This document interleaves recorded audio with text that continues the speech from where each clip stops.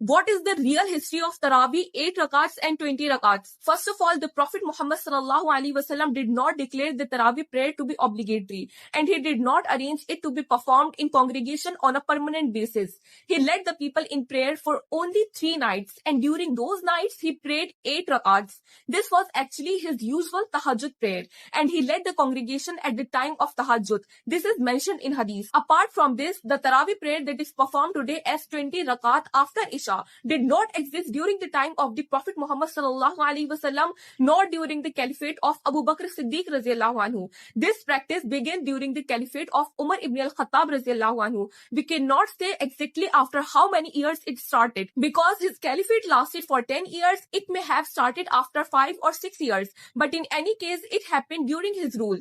Once Umar radiallahu anhu entered Masjid al-Nabawi and saw that people were praying in different groups behind different recitals of the Quran.